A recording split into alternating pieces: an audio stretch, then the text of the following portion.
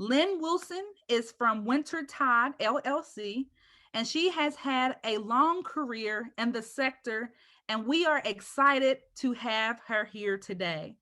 If you are interested in reading her bio, and let me tell you all, she is pretty phenomenal. As I was going through, I was like, no, I want to tell everything about Lynn because everything is so important.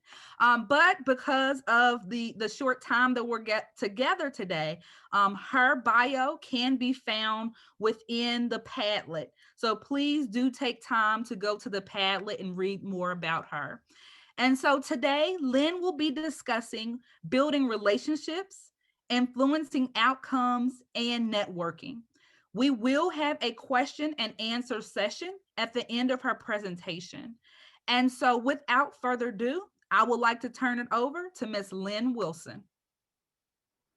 Thank you, Mia. And I just want to say you're doing a great job keeping us all together here today. This has been exciting for me to be here today. I've been working on the Women's Forest Congress on the Content Development Committee led by Nadine Block. And over time, we're planning to provide professional development opportunities. It's still in development. And this is just a short preview of the type of modules we might offer in the future in varying formats. I have recently retired after over 30 years in the forest products industry, and I've had the privilege of working with some amazing people over the years. And I have a passion for leadership development, building high performance teams, and mentoring. And so I'm going to be speaking to building relationships, influencing outcomes. How do you create change within your organization, within your current role, and how that plays into networking. So to begin with, I'd just like to say utilizing influence, which is not based on your current position or title, is extremely important. So influence and getting things accomplished is very different than authority because you're not directing people, you are influencing. And one critical skill leaders require is influencing others, for example, to approve or support new proposals, ideas, create change, put initiatives into action. And this takes skill, patience, and a commitment to understanding what motivates people and what they value. To successfully influence people, it really takes that time to build support, and I'm going to speak to that. You can also do this by creating and maintaining long-term relationships. Just like here at this Women's Forest Congress, this is a great forum to build long-lasting, mentoring, collegial, supportive relationships. But also it's important to build trust, make others feel appreciated and heard. And because in my experience, when they believe that their interest matters to you is when you really can shape change. So I'm going to speak a little bit to how do I or we create change, influence outcomes, move decision makers in any number of areas without being in that position of authority. So I would just start with executive presence and commanding attention and respect. So the way you walk the talk every day earns that respect. And then the next one is knowing which battles are worth fighting for. So being very intentional and very thoughtful, saying, okay, I really believe firmly that this is important. I'm going to put my political stock into this. Identifying agendas and concerns and motivation of others and anticipating their reactions. Generating enthusiasm for the ideas and by identifying shared values, message points that are clear and compelling, and learning how to communicate with impact. And then know who to involve and when, building coalitions and alliances. If the first time you're speaking to people within your organization, within your company, within the various areas that you're trying to shape change, and if that's the first time you've spoken to that person, that's really not building coalitions and alliances. Promoting your ideas and positions with confidence and enthusiasm. Show your passion. I see it and I hear it every day with the people that I work with, but also being clear about what you are promoting and how it benefits the broader organization. Or does it solve a problem? Does it cut costs? Does it increase the return on investment? Does it decrease turnover? Does it elevate your brand? Is it doing the right thing? Are you solving something that should have been done a long time ago? So to win support from others and get them to take action, but also being willing to make appropriate concessions. If you have to have it all every time, that's not the same as saying, how do we come to a mutually beneficial outcome? So I'm going to share a personal example and really share a story about getting a big project approved that met resistance. And in a very large organization trying to implement a very costly implement something that was going to require executive approval, it was really important for me to investigate why was there resistance. Well, come to find out, long before I had joined this organization, there had been a very large time-consuming failure in this same lane. And I hadn't walked in those shoes, and I didn't understand that history. So speaking to some of the people that I trusted, I garnered their support. And whenever you can show that there's going to be this outcome and that you have skin in the game, it really demonstrates your understanding, but also find out why people understand. Is it a financial issue? Is it a change management issue? Is it they're worried about wasting, a bunch of resources? So just really understanding, and also being willing to say, I will be there to have your back. I understand what you're saying. And then I would also say, play chess, not checkers. That if you believe you have to drive hard and get right to the very answer and get a yes right away, it's not the same as finding all of the different angles that you need to do that. So be very strategic, ask compelling questions, be there every day. And next, I want to tie that to how do you network and identify mentors, because that networking really allows you to build those relationships in advance before you're making the ask. So many organizations and companies currently don't have women in leadership positions. So how do you identify potential mentors and colleagues that you can build those networking relationships? What do you look for? And I've learned this from some of the people that I mentor and still mentor to these days, is that one of the things that you can do is observe, pause, look at some of your strategic meetings. Who's getting things done? Who has that political capital? Look for leaders in high impactful, influential positions that you respect and admire. You need to share those values with them. Do they have specific skills that you don't have or that you want to get better at? What are some of those attributes I'm talking about? Executive presence, influence, leading courageously, communicating for impact. These are the things that really are hard to quantify sometimes, but those are real. That when people come into a meeting and they're the ones who can get things approved, they can influence, shape how people think about things. I call it fellowship. Now, I didn't make that word up, but I would just say there are people that people gravitate towards, that when they make a compelling statement, when they build their business case, when they lay it all out there, people want to follow them. So those are the types of people that you need to get comfortable asking them after a presentation, after a large meeting. Even if you've never met them, reach out to them either via phone or an email or through a mutual contact and say, I was so impressed. I want to grow those skills. There's so many people in my experience that just love that conversation. When you say, I respect and admire you because of these specific things that you just accomplished, and would you be willing to periodically, whether it's quarterly or every once in a while, meet with me and talk me through, I want to share some of the things I'm working on. How can you help me? Can you help me understand how to get better at these things? It's amazing the network that you can build. And how does that tie back to what I spoke to previously? If you're going to create change, and if you're going to influence outcomes, and if you're going to move decision makers forward in areas that you feel there might be resistance, the place to start are those long-term networking and mentorships that you have.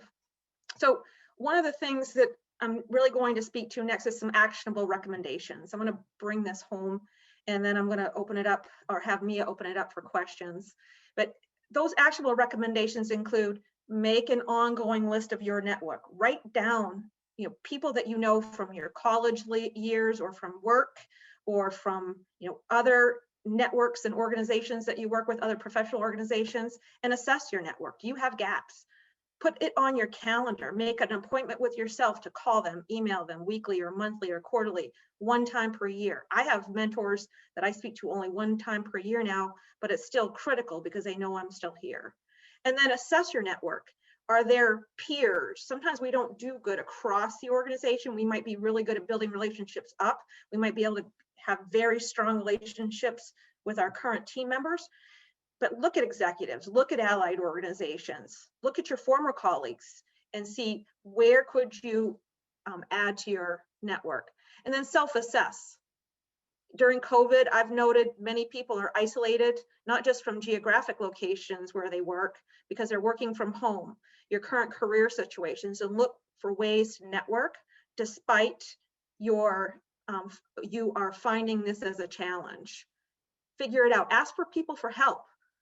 Ask for people that you know are successful at this, and meet regularly with your own manager and your whoever is your direct supervisor. Let them know what you're working on.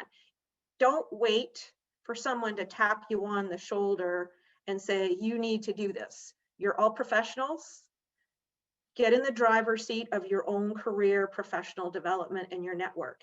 If you're waiting for someone to say, wow, look at you, you're doing a great job at this, I would turn that around and say, how are you asking for help, networking, and building those individual action plans for yourself, and then seeking feedback, including not just mentors and other networking individuals, but your direct manager and the people you're working with. And please make it a two-way street.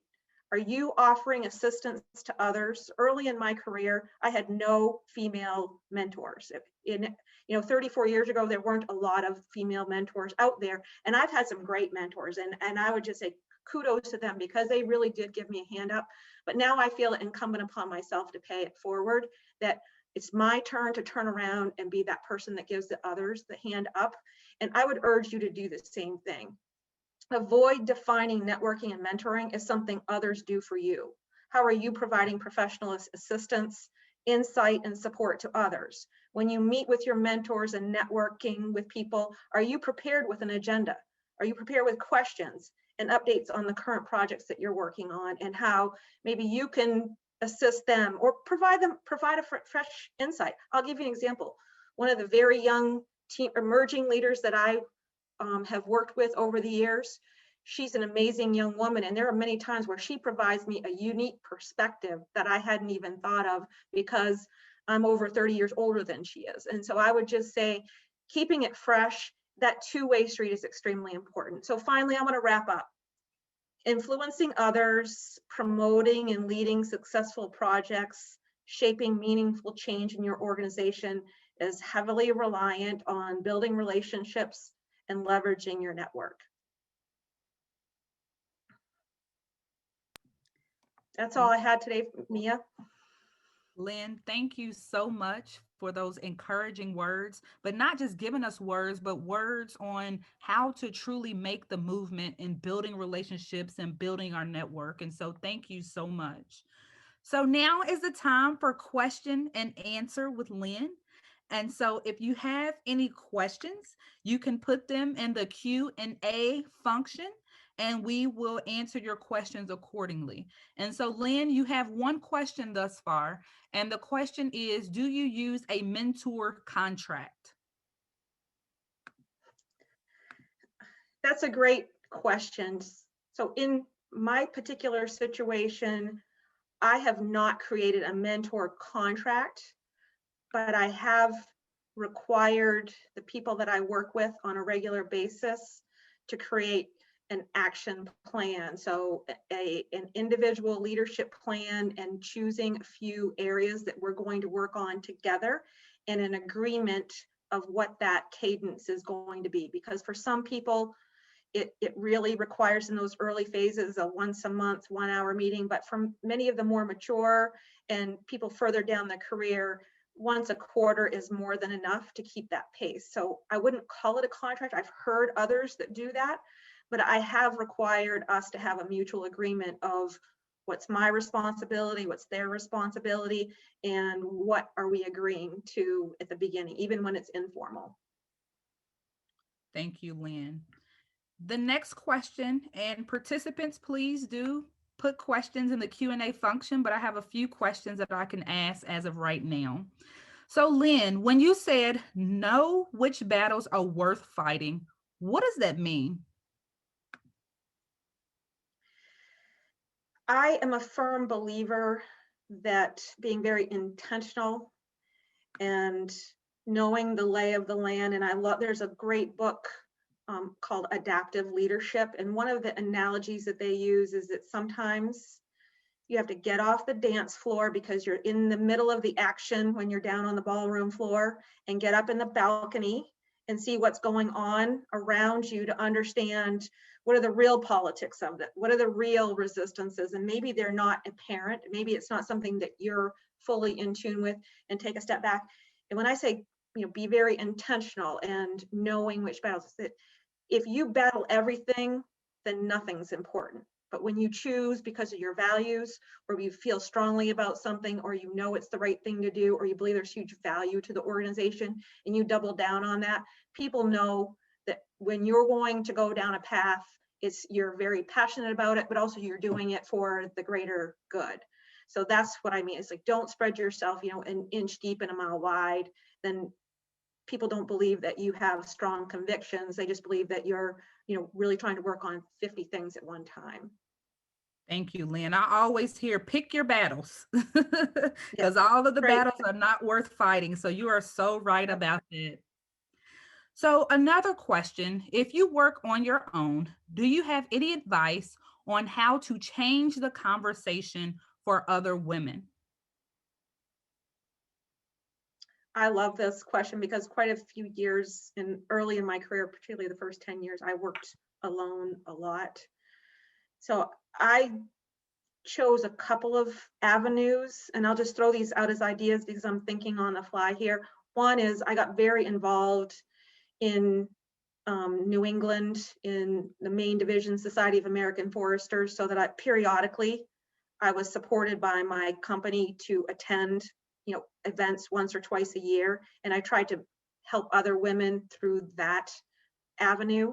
The other way that I would say is to find, efforts like this, like the Women's Forest Congress, and plug yourself in. If you look at the list of the people that are on these various working groups, it's just amazing. I've just been so blown away and impressed by people like you, Mia, and others that I would not have met in my career in the past, that are just so talented and so passionate about this. So I would say find your lane. And then there's some great professional organizations depending on what lane you're in. So the Forest Landowners Association, Forest Resources Association. I know Deb Hawkinson has been has joined this effort as well. There's some great women in these organizations, and I said that's a great avenue, is through these professional organizations, depending on where your interests lie. But find something that fits, that's aligned with your area of interest and your values, I think, to be most impactful. Thank you, Lynn. Another question that I love. So, how did you find female mentors outside the academic and government community? Well, it's funny you should ask. I didn't find women mentors. So let me give you an example that early on in my career, when I was working for one of those large forest products companies, the only woman in leadership was someone that was not for me personally, was not the best role model. I actually learned maybe what I don't want to be when I get to that point in time.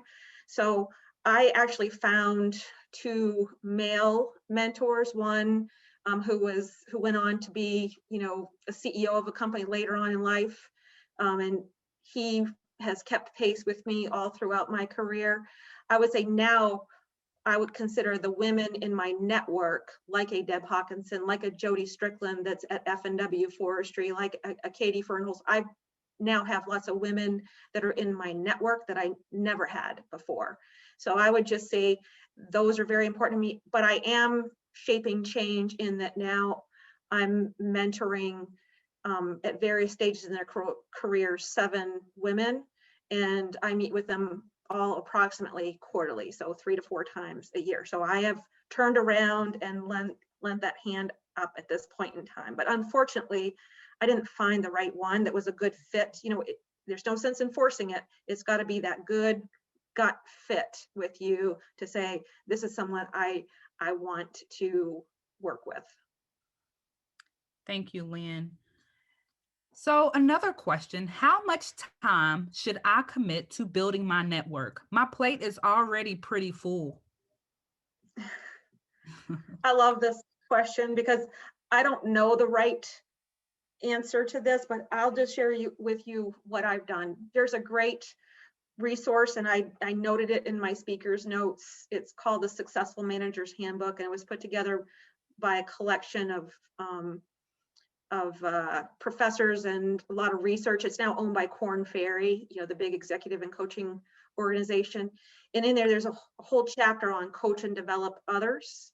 And I think it's a great lesson for each one of us. One of the things they say is put things into action. So I put a note to myself every Friday morning, and I had a small black notebook that I only put my development action items in there. And whenever I had a development discussion with somebody, when I had a mentoring discussion, when I had my year-end performance reviews, I would always keep it there. So it was always collectively in one spot.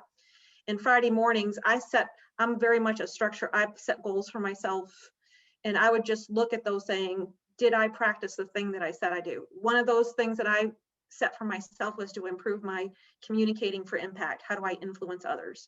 So I had a handful of people that after a particular presentation that I trusted, I would say, how did I do in this particular project review? So did I achieve the development assignments? And I didn't do it every week. There's one thing that I would just say is the note to self. Do you journal? Do you make lists? Do you make a commitment to yourself to work on actionable items? Secondly, I set a target of once a quarter to reach out to networks, to meet with my mentor, or to do something that I put it on my calendar to myself. Once a quarter at a minimum. Sometimes it was more than that. But I would say that the things that I would look at the end of the year, when I had my regular performance review that was work related, I had my own review of what did I accomplish? Did I move the needle on my own personal development in this year? And what was I going to do? What am I going to do next year? And I still do that. Thank you, Lynn. Are there any other questions for Lynn? What characteristics do or did you look for in a mentor besides someone that you admire?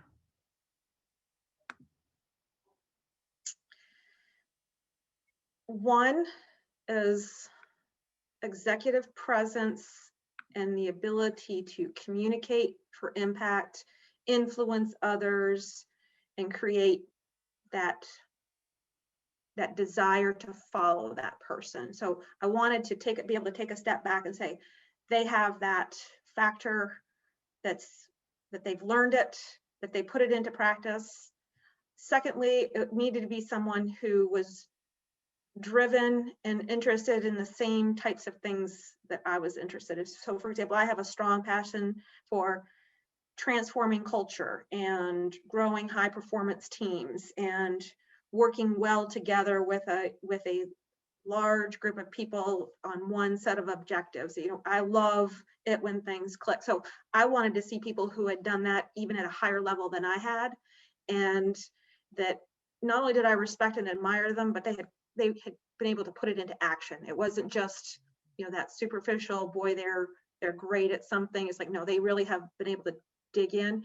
And then the other one is what I have seen several leaders that I really gravitated towards, that they're the people that kept the cool head when adversity hits, that they didn't have a meltdown, they didn't become something ugly and mean.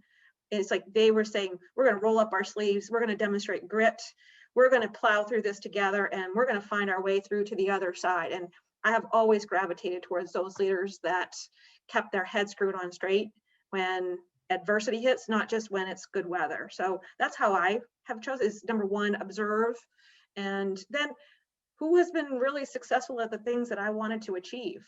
And those are numerous at various stages of and seasons in my career. And we have time for one more question. And so someone said, building off that question, what do you look for in a mentee? I love this question because I have to share with you that I have fired one mentee. I just said we could no longer work together. And so the top one is, are they committed and do they want this? You know, going back to one of the comments I made earlier, I love people who get in the driver's seat of their career development and they're pushing through. It's like they're scheduling meetings, they're asking questions, they're engagement. So number one is engagement. Number two, I think from my perspective, it's that same list, but in reverse. It's like, I want to see people who have drive and have an interest in learning and want to put things into practice, but also have demonstrated that they have that spark in them. You know, I will just say, people, in my opinion, people just don't jump out of bed one morning saying they were born for leadership. There's just so much to learn and so much to put into practice. I want to work with a mentee that is willing to work and, you know, put things into practice and repeat and learn from the last time. And then finally, I really love to see people who have broad, diverse backgrounds from me. I don't want to work with people that are just like me. I love to learn from them. So people who bring a unique perspective, people who have a different set of skills than I do, people who are in a different lane than I'm in. So a lot of the people I work with are very similar to their career tracks as me, but I really get excited when I'm working with someone who's outside my lane. Thank you so much, Lynn, for your remarkable presentation centered around building relationships, influencing others, and networking. It's so imperative to truly build those relationships and see how they morph. And so I truly appreciate you for being here today and sharing the knowledge that you did with us.